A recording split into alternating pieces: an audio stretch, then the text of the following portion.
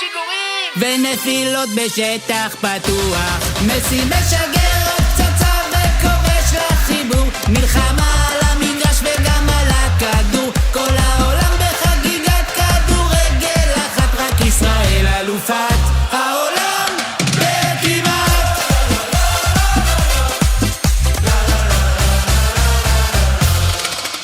רונלדו בא במזרתי עם גמל, הקרמה תשלם ללמין ימל.